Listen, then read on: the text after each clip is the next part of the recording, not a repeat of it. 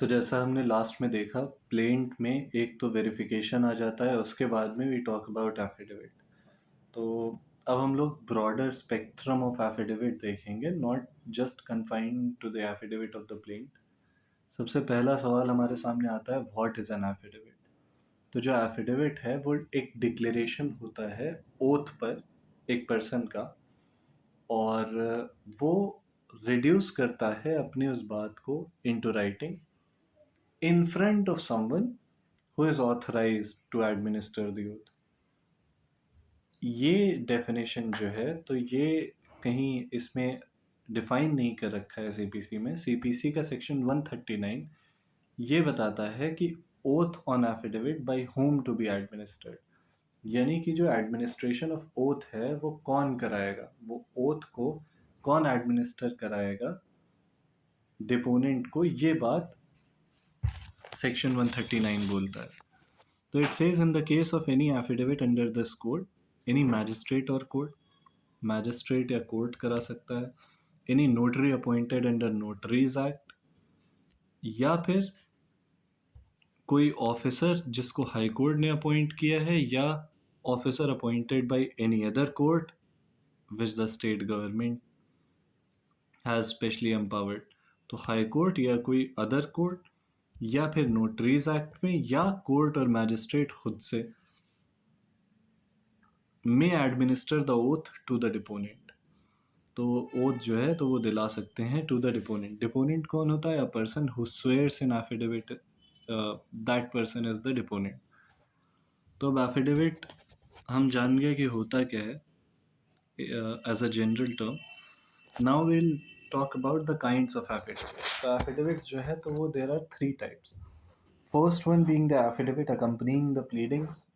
This type we have already seen affidavit जो pleading के साथ आते हैं, जैसे हमने plaint में देखा, वही written statement में भी आते हैं, क्योंकि ऑर्डर 6 रूल 15 जो था, जो वेरिफिकेशन और एफिडेविट की बात करता था, तो उसमें सब रूल 4 में था ना कि एफिडेविट आएगा। तो एफिडेविट जो है वो प्लीडिंग्स के साथ आ जाता है। अब रिटन स्टेटमेंट हो, सेट ऑफ हो, काउंटर क्लेम, या additional WS, amendment of pleading, amendment of pleadings के साथ तक भी एफिडेविट दिया जाता है, और ये एफिडेविट अकम्पनिंग द प्लेंट हो गया। फिर एफिडेविट डिक्लेयरिंग अ फैक्ट, जैसे फॉर एग्जांपल आपने एक ईयर गैप लिया, उसके बाद किसी इंस्टीट्यूशन में एडमिशन लेना है, तो दे आस्क यू कि भाई ईयर गैप का एफिडेविट लेके आओ। आपने वो साल वेस्ट किया है कहीं, कुछ नहीं किया है, या let's say you have some work experience, so for that they are asking कि आप एफिडेविट लेके आओ। तो इस तरह का एफिडेविट जो होता है, जो नोटरी में आप जाएंगे वहाँ बनवाते हैं, वो एक फैक्ट का एफिडेविट होगा। देयर ऑल्सो आप स्वेयर कर रहे हैं ओथ पे, वो एफिडेविट ऑफ फैक्ट हो गया। और be it any kind of affidavit also, we saw कि जो प्लीडिंग में एफिडेविट जाता है, इफ दैट्स फॉल्स, तो फॉल्स एविडेंस के लिए सेक्शन 230 229 में फॉल्स एविडेंस के लिए लायबिलिटी अराइज हो जाती है। तो वो ना सिर्फ एफिडेविट अकम्पनिंग द प्लीडिंग्स के लिए, but also for affidavit declaring a fact, उसके लिए भी अराइज होगी। Then affidavit in the form of evidence, तो एविडेंस के फॉर्म में अगर कोई एफिडेविट है, ये वाला जो पॉइंट है, दिस विल बी डीलिंग अब बाकी पूरा time in this particular lecture. तो affidavit in the form of evidence कैसे? जैसे एक पार्टी का एक विटनेस है, प्लेंटिफ का लेट्स से एक विटनेस है पीडब्ल्यू, तो वो प्लेंटिफ विटनेस जब आएगा कोर्ट में, वो आके बयान देगा, उसका जो बयान एग्जामिनेशन इन चीफ है, फिर जो ऑपोजिट पार्टी है डिफेंडेंट, वो उससे सवाल पूछेगा, तो दैट इज क्रॉस एग्जामिनेशन। तो एग्जामिनेशन इन चीफ और क्रॉस एग्जामिनेशन जो है, जो एविडेंस की प्रक्रिया है, वो या तो कोर्ट में हो सकती है, और it that evidence can be in the form of an affidavit. तो वो जो एफिडेविट है एग्जामिनेशन इन चीफ पे जो भी पार्टी को बोलना होता है जनरली, विटनेस को बोलना होता है, वो जनरली पार्टी पढ़ा लिखा के लाती है।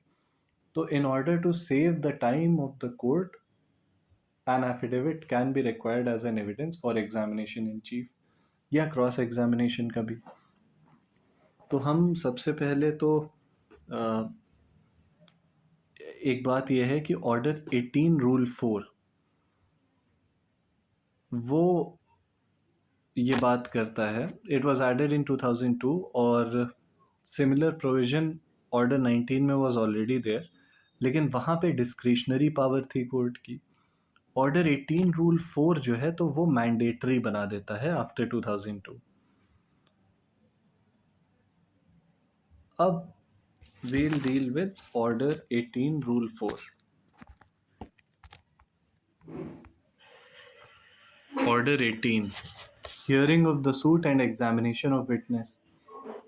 यहाँ पे रूल 4 जो है it says recording of evidence, यानी कि जो विटनेस का एग्जामिनेशन इन चीफ है, जो कि एक बहुत टाइम कंज्यूमिंग प्रोसेस था, तो और वो रूटीन एक्सरसाइज भी थी, तो कोर्ट का टाइम बचाने के लिए जो 2002 में अमेंडमेंट लेके आए कि ये जो एग्जामिनेशन इन चीफ है सारे विटनेसेस का, तो that shall be done on affidavit and copies thereof shall be supplied to the opposite party by the party who calls him for evidence. तो यानी कि ओथ पे एफिडेविट दे दिया जाएगा, and on the basis of that affidavit thereafter if the opposite party wants it can cross examine, and cross examination also need not be done in court because that is also a routine examination and that need not be done to waste the time of the court। तो इस वजह से जो cross examination और re examination है of witness in attendance shall be taken either by court और by commissioner. तो या तो कोर्ट खुद कर लेगा, अगर बहुत ज़्यादा कोर्ट को लगता है ऐसा कि उसे करना चाहिए तो कोर्ट खुद कर लेगा, लेकिन generally done by the commissioner appointed by it. ये रूल 4 का सब रूल 2 कहता है। हालांकि रूल 4 में प्रोवाइजो भी एक दे रखा है। अब प्रोवाइजो क्या कह रहा है, provided that where documents are filed and parties rely upon the documents. Let's say एक कॉन्ट्रैक्ट हुआ ए और बी के बीच में, और सी जो था वो पर्सन वहाँ पे मौजूद था। She saw that contract was executed by both the parties, दोनों पार्टीज ने साइन किया था, कॉन्ट्रैक्ट पे अग्री करा था दोनों ने। अब सी एज अ विटनेस आता है कोर्ट में, लेकिन कोर्ट में ना आके उसका एग्जामिनेशन इन चीफ अब तो जो उसे कहना है वो एफिडेविट पे लिखेगा। तो एक तो उसने एफिडेविट पे चीज़ें लिख दी, ये एफिडेविट जो है इस पे लिख दिया सारा कि हम वहाँ पे मौजूद थे, ए और बी ने कॉन्ट्रैक्ट किया। उसके बाद में वो कॉन्ट्रैक्ट पे रिलाई कर रहा है, डॉक्यूमेंट पे रिलाई कर रहा है, कॉन्ट्रैक्ट की का जो डॉक्यूमेंट था। तो यहाँ पे कॉन्ट्रैक्ट के डॉक्यूमेंट की बात कर रहे हैं प्रोवाइजो में, कहते हैं कि प्रोवाइडेड दैट वेयर डॉक्यूमेंट यानी कि कॉन्ट्रैक्ट का document is filed and the parties rely upon the documents, और पार्टी रिलाई कर रही है जो पार्टी का जिसका विटनेस है, the proof and admissibility of such documents which are filed along the affidavit, यानी कि proof and admissibility of contract वाला डॉक्यूमेंट जो एफिडेविट के साथ फाइल हुआ है shall be subject to the orders of the court. मतलब कई बार ऐसे डॉक्यूमेंट्स जो है तो वो हो सकता है एडमिसिबल हो सकता है ना हो कोर्ट में, कोर्ट के लेने योग्य ही वो डॉक्यूमेंट ना हो, तो उसकी योग्यता को देखेंगे कोर्ट, एडमिसिबल है या नहीं इस बात को कोर्ट बाद में देखेगा। ऐसा नहीं कि आपने एफिडेविट के साथ अगर कोई पर्टिकुलर डॉक्यूमेंट स्लाइड कर दिया तो दैट विल पर से भी एडमिसिबल बाय द कोर्ट, ऐसा नहीं। अगर वो एडमिसिबल है तो ही कोर्ट उसको कंसिडरेशन में लेगा, और अगर एडमिसिबल नहीं है तो कोर्ट उसको इनएडमिसिबल भी डिक्लेयर कर सकता है। तो वही चीज़ प्रोवाइजो में कह रहे हैं। उसके बाद ये 1A 1B 1C ये केस मैनेजमेंट हियरिंग ये सब कमर्शियल डिस्प्यूट से रिलेटेड है। और तो एक तो हमारा ये बात कही है रूल 4 के सब रूल 1 में कि examination in chief of witness shall be on affidavit. Examination in chief affidavit पे ही होगा। फिर जो क्रॉस एग्जामिनेशन और री एग्जामिनेशन है वो या तो कोर्ट करेगा या कमिश्नर करेगा। थर्ड क्लॉज कह रहा है कि कोर्ट और कमिश्नर एज द केस में be shall record evidence either in writing or mechanically in the presence of a judge or commissioner as the case may be, where such evidence is recorded by commissioner, he shall return such evidence together with the report in writing signed by him to the court appointing him. तो court या commissioner जो है वो सारे evidences record कर लेगा, यानी कि क्रॉस एग्जामिनेशन री एग्जामिनेशन अगर कमिश्नर ने किया तो वो हर एक चीज़ रिकॉर्ड करेगा और रिपोर्ट को जो है साइन करके भेज देगा वापस जिस कोर्ट ने उसको अपॉइंट किया था। जो फोर्थ है वो बहुत इम्पॉर्टेंट है और इंटरेस्टिंग भी है। देखिए एक चीज़ तो होती है कि आपका जब विटनेस है तो ये एक बहुत इम्पोर्टेंट क्वेश्चन है कि जो कोर्ट जब क्रॉस एग्जामिनेशन होता है किसी विटनेस का तो उसका जो डिमीनर होता है, जो उसका हाव भाव होता है, कोर्ट उस डिमीनर को ऑब्जर्व करता है and it tries to figure it out कि उस डिमीनर से क्या कोर्ट को लग रहा है कि वो विटनेस सही बोल रहा है, झूठ बोल रहा है, या उस पे प्रेशर है किस तरह का। तो demeanour in itself is a relevant fact. अब इतने बड़े रेलेवेंट फैक्ट को अगर कोर्ट के सामने क्रॉस एग्जामिनेशन या री एग्जामिनेशन नहीं होगा तो कोर्ट तो डिमीनर ऑब्जर्व कर ही नहीं पाएगा। कमिश्नर के सामने उसने जैसे भी रिएक्ट किया वो चीज़ कोर्ट तो देख नहीं पा रहा है। तो while deciding upon the while deciding upon the case, court तो एक रेलेवेंट फैक्ट को कंसिडरेशन में ले ही नहीं पाएगा। तो उस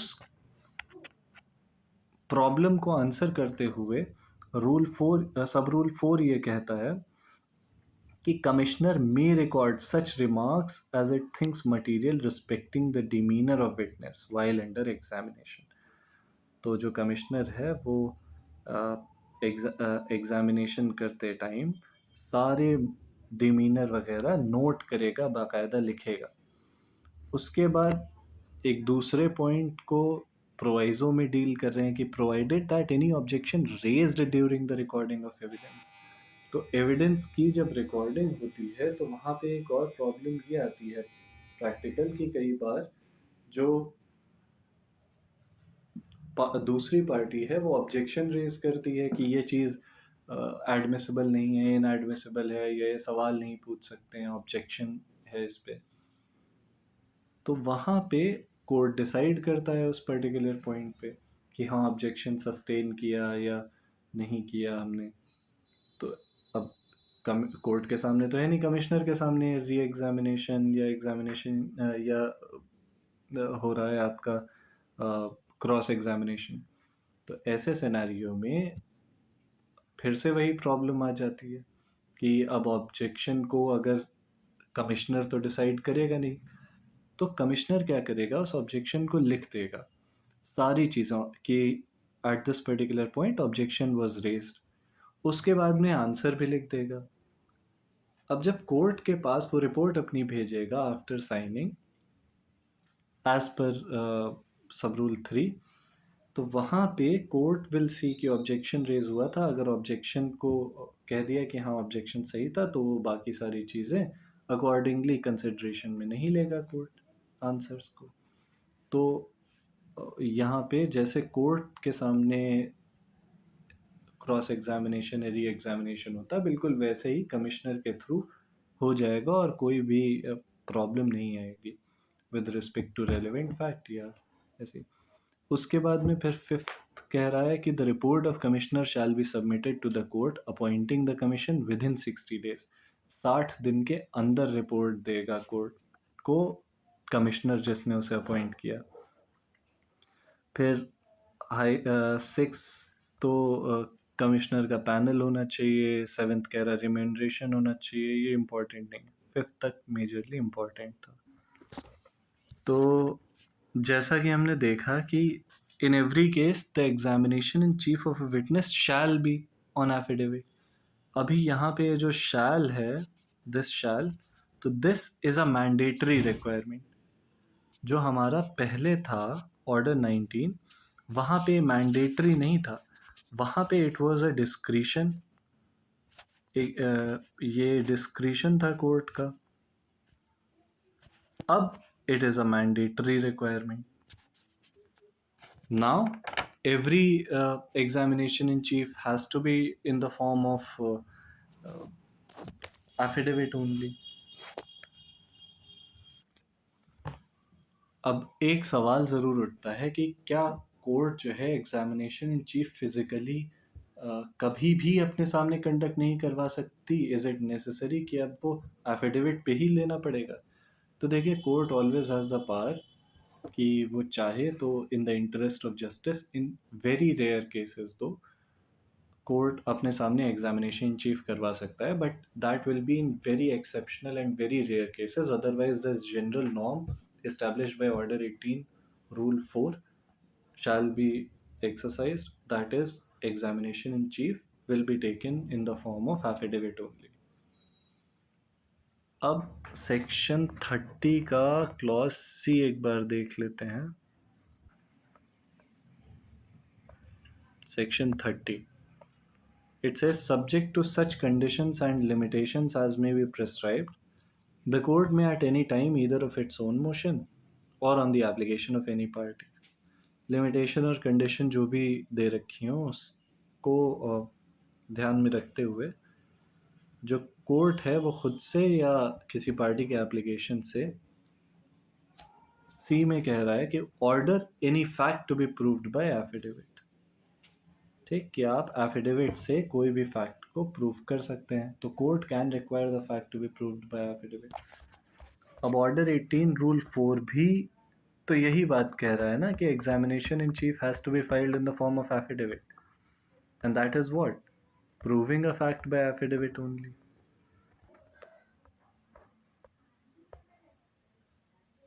तो the witness will be subjected to cross examination if the opposite party wants, यानी कि विटनेस जो है तो उसको एग्जामिनेशन इन चीफ अपना एफिडेविट से प्रूव करने दिया जाएगा, और अगर ऑपोजिट पार्टी चाहे तो उससे क्रॉस एग्जामिनेशन करवा लिया जाएगा। ये 30C ऑर्डर 8 रूल 4 के साथ बोल रहा है।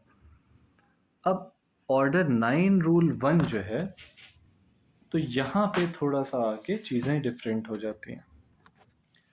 अब यहाँ पे जब ऑर्डर 18 रूल 4 नहीं था, तब हम 30C के साथ ऑर्डर 19 रूल 1 देखते थे। वो ये कहता था कि any court may at any time for sufficient reason order that any particular fact और facts may be proved by affidavit. यहाँ पे कोर्ट का डिस्क्रिशन था कि अगर वो चाहे तो ऑर्डर कर सकता है कि फैक्ट को प्रूव कर दो एफिडेविट से, और that the affidavit of any witness may be read at hearing on such conditions as the court thinks reasonable। और कोर्ट अगर चाहे तो मोटा मोटा कोर्ट अगर चाहे तो एफिडेविट के द्वारा एग्जामिनेशन इन चीफ ले सकता है, और वो जो होगा वो सफिशिएंट होगा particular fact to be proved by affidavit, और वो प्रूव्ड मान लिया जाएगा। रूल 1 के हिसाब से वो प्रूव्ड है। अब उसका एग्जामिनेशन इन चीफ के बाद क्रॉस और ये सब करने की ज़रूरत नहीं है, 1 के हिसाब से वो प्रूव्ड माना जाएगा। लेकिन प्रोवाइजो कहता है कि अगर it appears to the court that either party bona fide desires the production of witness for cross examination, कोई पार्टी है वो चाहती है कि बोना फाइडे ये चाहती है कि दूसरी पार्टी जो विटनेस है उसको बुलाया जाए क्रॉस एग्जामिनेशन के लिए, और वो विटनेस आ सकता है। An order shall not be made authorising the evidence of witness to be given by affidavit. तो कोर्ट जो है एफिडेविट लेगा ही नहीं, यानी कि एक तो कह रहे हैं कि अगर कोर्ट अलाउ कह दे कि एफिडेविट लेके आओ, तो जो एफिडेविट उसने दे दिया वो इन इटसेल्फ प्रूव। लेकिन अगर दूसरी पार्टी कह दे कि क्रॉस एग्जामिनेशन करना है, तो एफिडेविट कोर्ट लेगा ही नहीं, बोलेगा आप आइए, आपका एग्जामिनेशन इन चीफ हम करेंगे, फिर क्रॉस एग्जामिनेशन होगा। तो एफिडेविट यहाँ से पे सिरे से खारिज हो जाएगा। सेकेंड रूल जो है वो थोड़ा सा अलग बात करता था। वो ये कहता था upon application of upon any application evidence may be given by affidavit. Evidence जो है तो वो दिया जा सकता है एफिडेविट से, मतलब एग्जामिनेशन इन चीफ आप दे दो एफिडेविट से। लेकिन अब at the instance of either party order the attendance for cross examination of deponent. Deponent यानी कि जिसने एफिडेविट दिया है, जो विटनेस है, उसका एफिडेविट तो ले लिया एग्जामिनेशन इन चीफ का, लेकिन उसको ये कहा कि आप जो है हमको दे दीजिए, आप आइए क्रॉस एग्जामिनेशन के लिए। तो यहाँ पे एफिडेविट ले रहे हैं, और जो फर्स्ट वाला था रूल उसमें एफिडेविट ले ही नहीं रहे। तो अब रूल 1 पे थोड़ा सा देखते हैं जो प्रोवाइजो है। तो प्रोवाइजो सेट कि अगर ऑपोजिट पार्टी ऑब्जेक्ट करती है, then the court shall not pass such order. The court will require the witness to appear for examination and then subsequently for cross examination.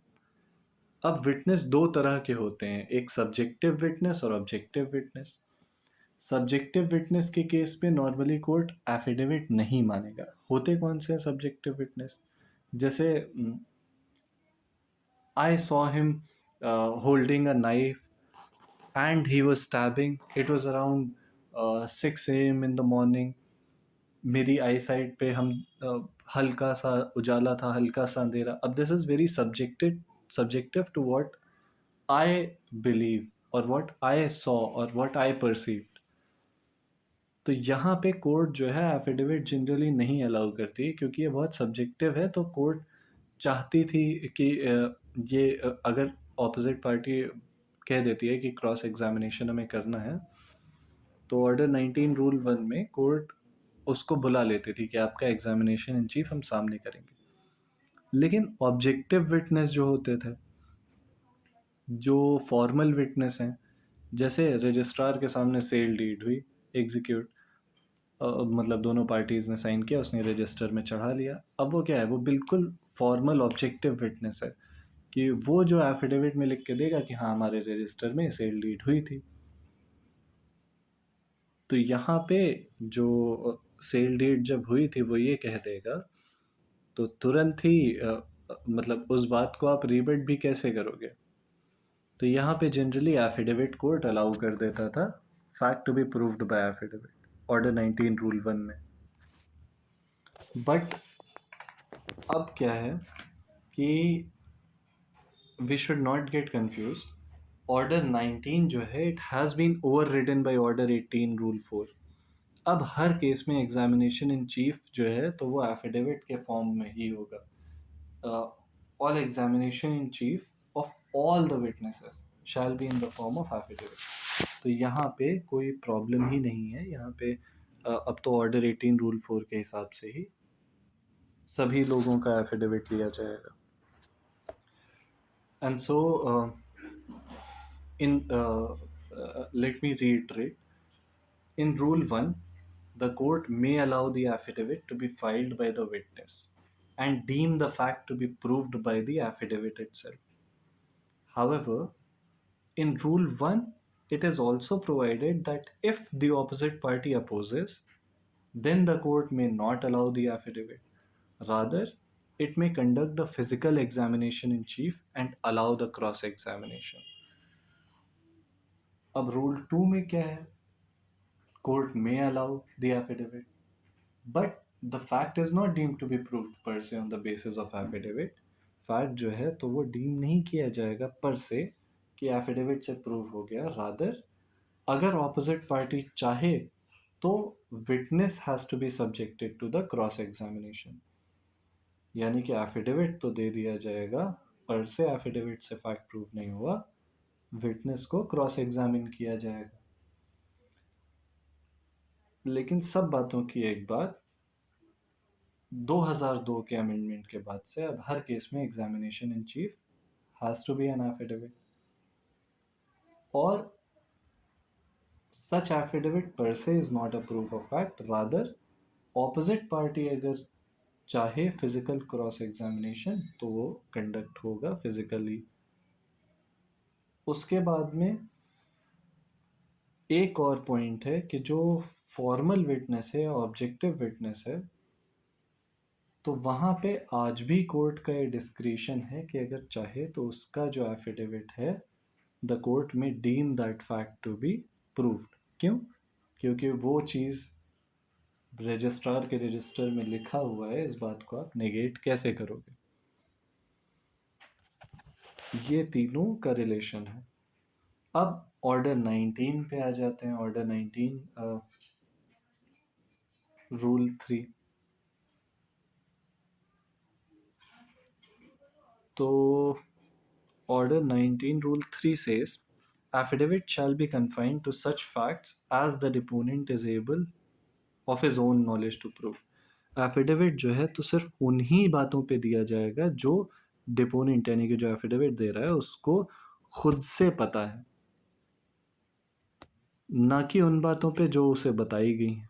लेकिन एक्सेप्ट और इंटरलोक्यूटरी applications, लेकिन इंटरलोक्यूटरी applications जो हैं, जो ऑर्डर 39 हम देखेंगे, लेकिन इंटरलोक्यूटरी एप्लीकेशंस जो है वहाँ पे स्टेटमेंट्स ऑफ हिज बिलीफ में बी एडमिटेड कि हमको इंफॉर्मेशन रिसीव या बिलीव टू बी ट्रू, वो भी एफिडेविट में लिखा जा सकता है। लेकिन उसके अलावा बाकी जनरल केसेस में पर्सनल नॉलेज की ही बातें लिखी जाएंगी एफिडेविट में। The cost of every affidavit which shall unnecessarily set forth matters of hearsay, argumentative, etc.